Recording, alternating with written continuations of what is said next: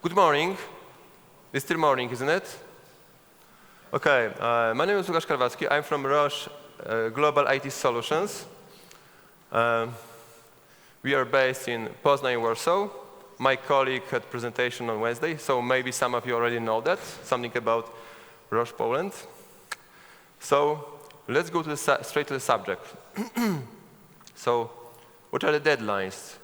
If we know everything from the business side, we are able to find the correct resources and correct deadline, right?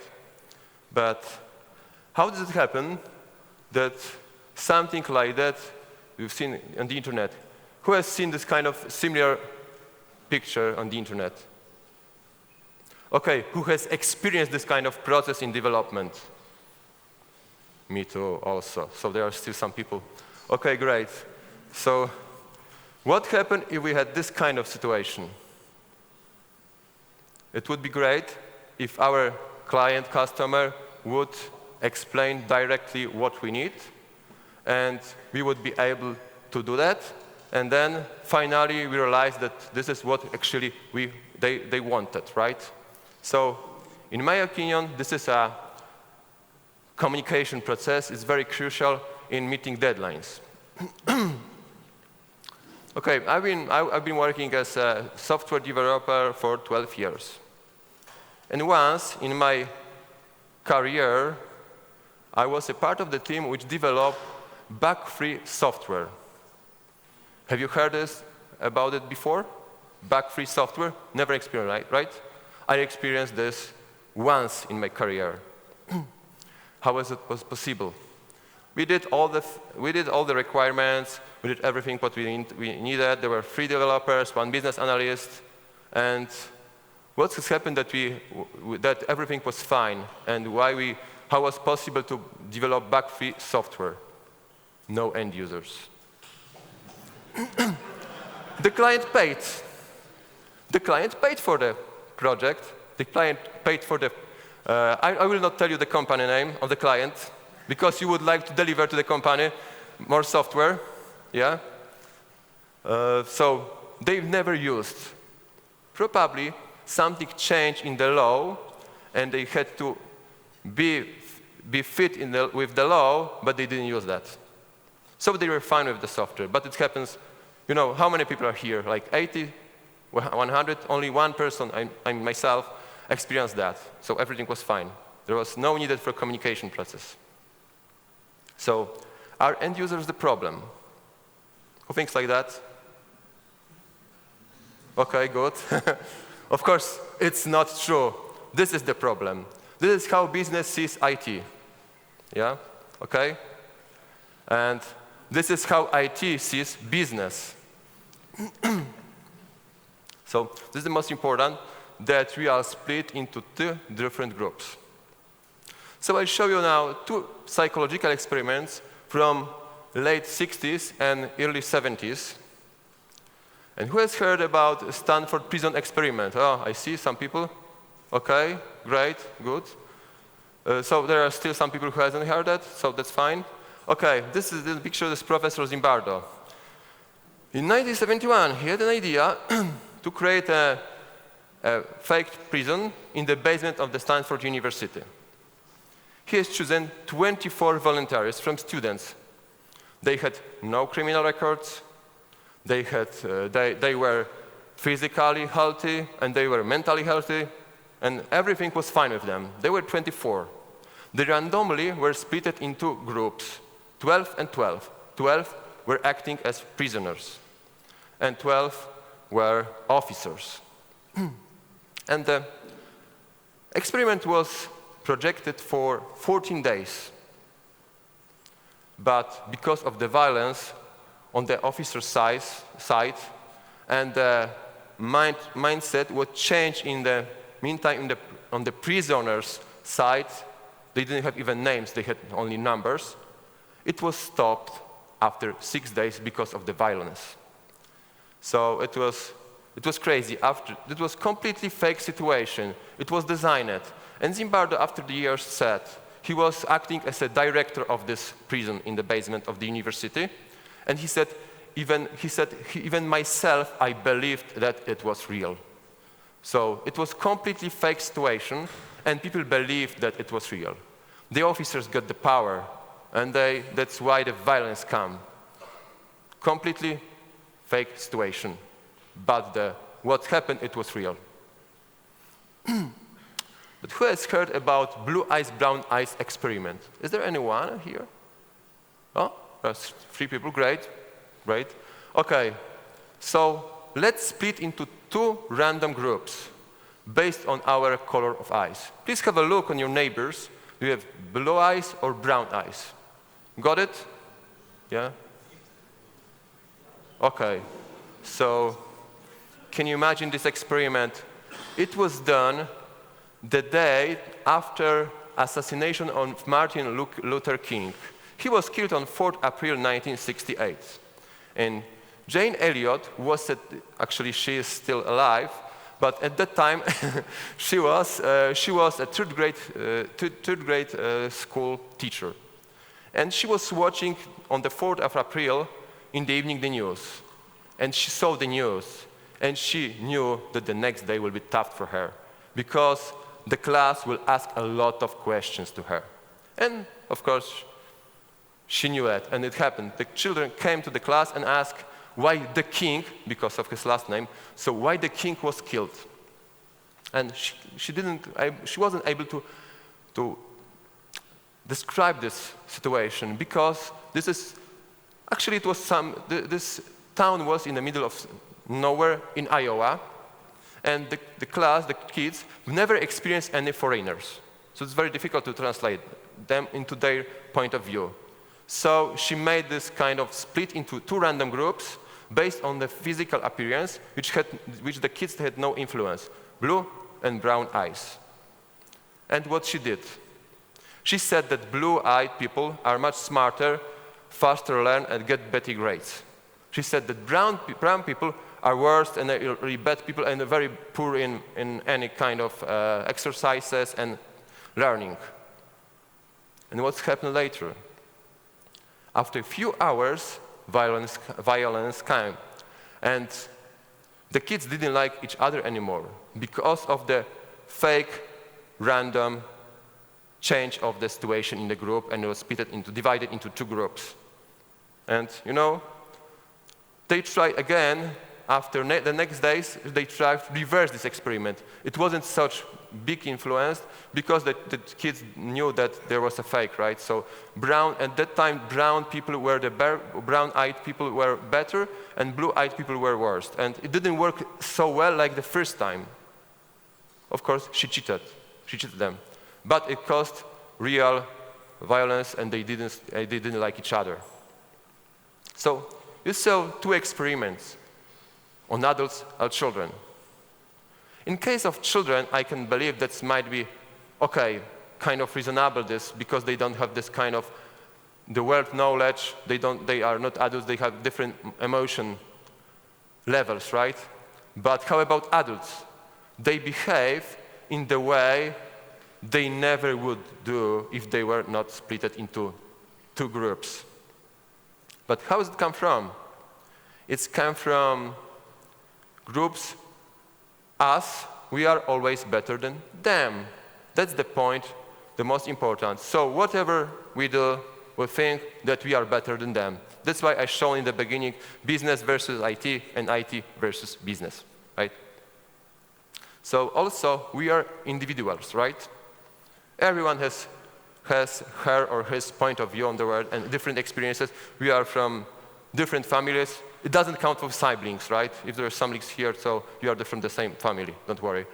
And now let's imagine, for a second a green box. Do you have it? Do you have it in your mind, green box? How green is your green?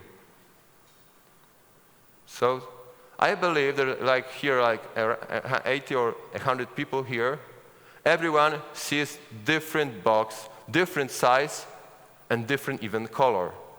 Different green color, but it still will be green. For me, green is like grass. Okay, so if you are individuals, we've got different needs, right? And let me introduce Paul. He's 27 years old. He's worked for banking or IT developer, and he drives his cabrio because his kind of way of living, he likes dating girls, and it helps him, the car helps him dating girls, for example, right? Let me introduce Agnes. She's 37 years old. She's mother of two. She drives big van because she needs to go to school and to shopping, right? So it helps her a lot. And let me introduce Chris. He is 54 years old, and he lives in Canada on the north, and he lives in the forest. And he works in the forest, so he needs to drive heavy-duty truck to survive, right? What happens if you would like to drive this kind of car? Would you like to drive this kind of car? It's average of everyone's needs. Would you like? Is anyone who would like to drive this kind of car? Okay, good. That's great. Me neither. So different knowledge levels means different needs, okay? Let's assume the situation that you're doing some development for accountancy department, right? So the junior accountant will have different needs for reporting, for application, because he or she works on the typical concrete case which they need to do, right?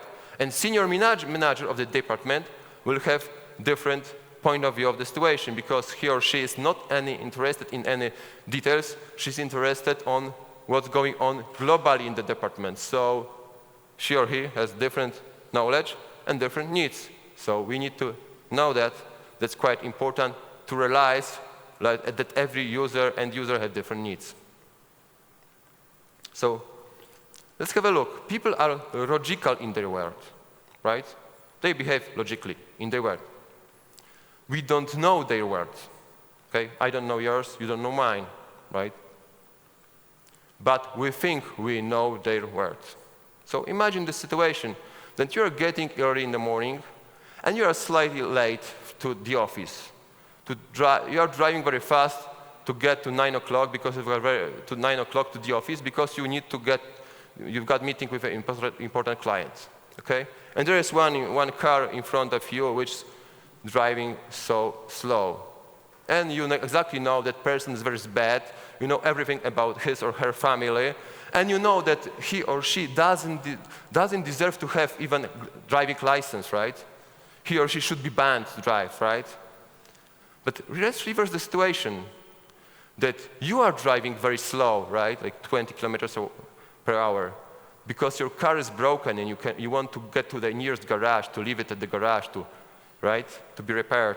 So you've got the rule that you can drive so slow, but you know that these mad people behind you are so crazy because they are going to the office and meeting their clients at 9 a.m., right? So you know the difference. You can do it, then they don't, right? So my idea is change thinking. Try to wear their shoes. Try to think in the reverse what's going on with that person, because people behave logically in their world, but we don't know their world. Be understood. It's quite difficult to speak the language which will be understandable for the second side, right? And let me give you an example. Like, we are in Krakow, right?